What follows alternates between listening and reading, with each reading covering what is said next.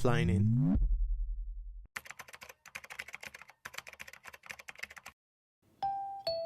Women just aren't as funny as men. They have done actual studies on it. It's not your fault, babe. It's biology. I told you foreplay isn't meat. We didn't even need it. Actually, I read that when you breastfeed, it's better for the baby if you lie down. And that is my long and unsolicited opinion on the thing that is your area of expertise. Happy Valentine's Day. Thank you so much for clicking on this video, and I sincerely hope you're having a wonderful day. A couple of weeks ago, I decided to do something special for today. It's a common opinion across the internet these days that relationships aren't as fulfilling as they used to be, and more people today struggle to find suitable romantic partners. A plight I can relate to, with this video being the second Valentine's Day special I am making without being someone's Valentine. Anyways, in today's video, I'm going to be digging deep into my personal experiences and sharing some key things that I believe tend to come between a person and their ability to find a meaningful relationship. And if we see ourselves in any of these, then I hope we take the necessary steps to see how we can do better, because I believe we deserve to be loved and not settled for. And with that out of the way, I hope you enjoyed the video. Easier to be Miles flirting with Gwen when I'm looking at Haley. When you're looking at her, right? You know what I'm saying? I feel we can all relate to having a crush, whether it was in high school or earlier, and desperately wanting them to like us back. Unrequited love is a canon event that happens to every one of us, although I'd rather it not. Over time, I've come to the opinion that the best way to deal with it is to try to get over it. It's a much healthier approach than investing time and energy into making them like you. I say this because we don't actually have control over other people's emotions. How someone else chooses to treat you is ultimately a reflection of them as a person and has little or nothing to do with you. However, what happens when a person truly believes that they can control another person's emotions and can turn an unrequited love into a successful relationship? You get nice guys, and I'll tell you why. But first, story time. During COVID, I met this really pretty girl on Instagram. We followed each other and I slid into her DMs. We got to know each other a little bit and eventually we exchanged contacts. She was a really nice person with interesting hobbies and we had a lot of fun together. However, on her birthday, I decided to make this thing for her. She really liked it, and afterwards I told her I had a crush on her. She was rightfully surprised and let me down rather easy. But after being faced with my unrequited love, I did not take it like a healthy person. I blocked her on all of her socials. Mind you, it was her birthday, and after a week, I got to find out that I had been blocked back. Rightfully so. Why are nice guys considered to be very toxic? It's because their kindness is a weapon. They give it to you with an expectation that you'll behave the way they want you to. And when you don't, they'll withdraw it in an attempt to punish you. I was an asshole to this wonderful person because I thought that would make them apologetic. I thought that would make them realize how badly they had it without me. No, that just made me look like a Fucking weirdo. Expect that kind of behavior from me never again. Across the internet, you'll find countless videos telling you how to make someone want to text you back or how to be mysterious and make them want you. And I'll say it again, you have zero control over other people's emotions. Believing that you do makes you act under assumptions and have all kinds of expectations. And when you are evaluating your actions based on your expectations of how people are supposed to react to them, you tend not to notice that you're not reading the room too well. Getting caught up in your own expectations will lead to you failing to see what's happening in front of you. Failing to see that you're actually being a Fucking weirdo. I noticed that a lot of guys tend to have these expectations because of the kind of messages that society continues to regurgitate about chivalry and being a man. But understand that if someone is going to love you, they're going to love you because of who you are. So why not just find out the kind of person that you want to be and be that person? Like they'll see like lesbians, they'll be like whatever, but when they see a gay man, that is when you see what kind of person that person is. Like when they see a gay man, when they see a trans woman, that's when you see the level of humanity a guy has inside of him. While I was working on this script, I came across this video by a creator named Freddie P called Dating Homophobic Men is Stupid. And that video was a big help in clarifying how I was feeling about the topic of this section. It's also just a cool and insightful video, so the link is in the description if you want to check it out. Anyways, when I refer to the manosphere in this section of the video and any part thereafter, what I'm talking about is a varied collection of websites, blogs, and online forums promoting masculinity, misogyny, and opposition to feminism. There are a plethora of problems with the kind of masculinity that the manosphere promotes. Problems that cause harm to not just the people that internalize them, but to society at large. And the main problem I want to talk about today is queerphobia. Queerphobia is a prejudice, hatred, or fear directed at people that are LGBTQIA+. It includes homophobia, biphobia, and transphobia. Queerphobia is rooted in the belief that heterosexuality is the only normal sexual orientation and is often expressed through language and actions that are discriminatory in nature. And I feel like it's not very hard to see how a community as queerphobic as the manosphere is also so opposed to feminism. And that is because at their roots, queerphobia is not very different from sexism. A research on the link between sexism and homophobia done in 2006 writes that both sexism and homophobia are forces that maintain traditional gender roles and inequality in society. They both rely on rigid gender stereotypes. They both uphold the patriarchy, which places men in dominant positions, and at the base of it, they are both a blatant form of discrimination against people on account of what they happen to be born as. I would like to rely on the points made by Kellie P in her video. Dating a homophobic man means you're dating a person who literally doesn't believe in the human rights of other people because of their sexual orientation. Like, why would you want to be with someone that evil? If you are able to turn off your empathy for someone because of their sexual orientation, then what stops you from turning off that empathy for someone because of their sex? Let me tell you a story that was told by the Buddha himself. Suppose there existed an ocean the size of this world. On its surface floated an ox yoke, and at the bottom of this vast ocean there lived a blind sea turtle who surfaced once every 100 years to take a breath. How miraculous would it be if that turtle were to take its breath by raising its head through the middle of that yoke?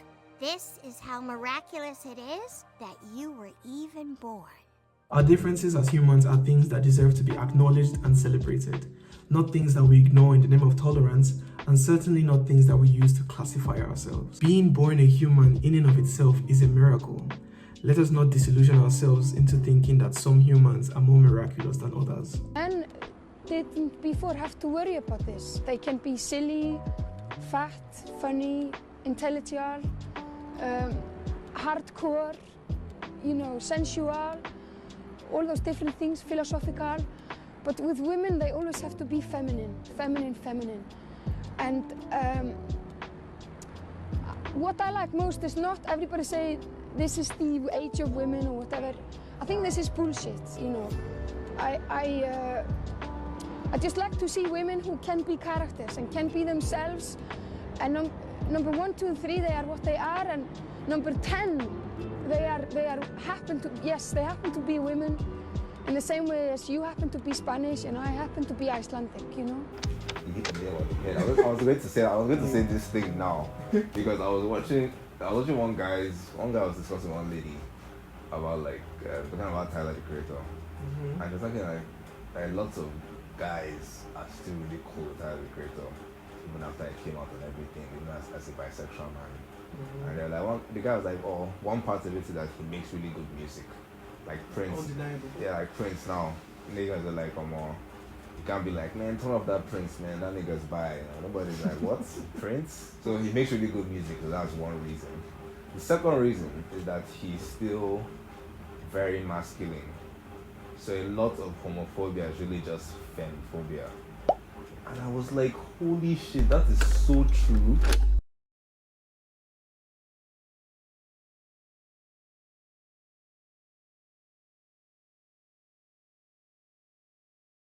Anna is going to die. You are going to die. We're all going to die. I recently saw the latest film from accomplished director Robert Eggers, a retelling of the 1922 German horror film of the same name, Nosferatu. And it was a pretty fun time. But aside that, it's also a movie that tackles a variety of complex themes and ideas, one of which being my main reason for talking about it in today's video. Do you ever feel at times as if you were not a person? The theme of the personification is scattered throughout this entire movie, but first off, I would like to start by appreciating the costume design and special effects teams for the lengths that they went to make sure that Nosferatu actually looked like a corpse that had been around for centuries and not just some hot guy with really pale skin. We're in the era of vampires being scary, and I am here for that. Also, the director, Robert Eggers, tries to take away Nosferatu's humanity some sorts. Throughout most of the movie, Nosferatu is just an apparition. In the beginning, you don't even see him, you see just his shadow. Also, when Thomas goes to meet Nosferatu, the Nosferatu that we see is just silhouettes and shadows. We do not see this person, and I feel that was an intentional move by Robert Eggers to not just keep Nosferatu's look as, you know, something that you encounter later on in the story, but also to make sure that for a huge portion of the time that the viewers are getting to know the story and getting familiar with the characters, they cannot form that same bond with Nosferatu. But arguably where the theme of the personification is handled and tackled best, in my opinion, is with the character of... It's almost like there's this disconnect, like they won't see pain. There's a lack of empathy. He is introduced to us as a, you know, as a model gentleman. Looking at it through the eyes of the main character in the story, Thomas, when we meet Friedrich, we see him as that kind of person. He also introduces us to his wife and 2 beautiful daughters, which I must say, just built him up as this, you know, family man. Friedrich also says this beautiful line. He says, I cannot resist her. But keep it in your mind, because this word, this phrase here, it comes back to bite you later in the story. It was basically a red flag that was waving in plain sight. So Thomas is to go away on this business trip to go and make a lot of bands. So he decides to drop his wife off with his best friend and their family. Unbeknownst to the best friend, Lenny's carrying some demons. Thomas's wife has been complaining about these recurring nightmares that she keeps on having, where she has an encounter with death and some fucked up shit happens. But as soon as Thomas leaves, Lenny's nightmares gets worse, and she starts to have these episodes at night. And I think Friedrich's reaction to these episodes were very telling about the kind of person that he was. When the episode starts earlier on, Friedrich gets in contact with his doctor, and he comes and he studies her, and Friedrich makes the suggestion for them to dress her up in a corset just to restrict her movement so that she doesn't act up when she's having those episodes. And when the corset is put on her and it seems not to restrain her movements enough, Friedrich brings up the bright idea of tying her up when she's sleeping. So Lenny goes on to spend several nights strapped onto her bed frame. Then during the day, Lenny's back to her normal self. But as the story progressed, something that became obvious to me was the way Friedrich talked to Lenny. He always called her Frau Hutter. Danger, I throw myself into Frau Hutter, please! Hutter was her last name, and Frau, I didn't know what that meant. I had never heard any other character refer to her by that name, so I didn't think that was her name. So I went to search it up online. It's just woman. It's just woman. He didn't really see her as much else. Later on in the story, and I think this is the make or break moment for me. This is where shit really got fucked up for me. Due to a plague that hits the city, his wife and his children die. And Friedrich is very hit by this, he's very struck by this. But in a crazy turn of events, Friedrich goes missing after the burial of his wife and kids. And where does he go? He goes to where their corpses are laid. Of course, at first I'm just like, okay, this is a mourning guy. He's literally just last night, his whole family, his whole world just destroyed. Let's let him mourn. Maybe he couldn't do this at the burial. Maybe he couldn't do this at home when he saw the bodies. So let's just have him have his personal time here. No, that's not what he was here for. Because when he moves to his wife's grave, he opens it up and he's looking at her. I'm already like, this is getting weird. Why are you looking at a dead body? I'd be creeped out by now. Also, this dead body is infected with the plague. But Friedrich gets into the coffin, grabs his wife, holds her, and he's like, keep me now in bliss. It's just straight up terrifying. Almost feels like it happens out of nowhere. Up until this point, the only time we'll be seeing people doing crazy things are when we're looking at the vampires. But now, at the vampires, sorry, it's just one. But now we're seeing a human doing a crazy thing all by himself. But I feel if we paid attention, it wouldn't have been that much of a surprise because he had been saying the same thing before in the beginning. We just didn't have the context. Friedrich in public. Cannot resist you, my love. I felt like that was the truest form of the personification because to Friedrich, that was actually how he saw his wife, as a mere object of sexual relief. That's why he forgot that, she was dead. And I feel like it's no coincidence that his whole family ended up dying and sort of paying the consequences of that. It goes without saying that if you're going to live this life and share it and enjoy the experiences with the people around you, then you just cannot be walking around with this kind of mentality. You cannot be stripping someone else of their humanity and looking at them strictly as an object or as a means of achieving something. A lot of guys tend to objectify women, and I think society is also responsible for that because of how it just trains guys to think that they are somehow more important than women. But I also think we as human beings have the ability to keep on improving and keep on changing and keep on adapting and evolving. So you just because that's how you were raised, that doesn't mean that's how you have to live your life till the day you die.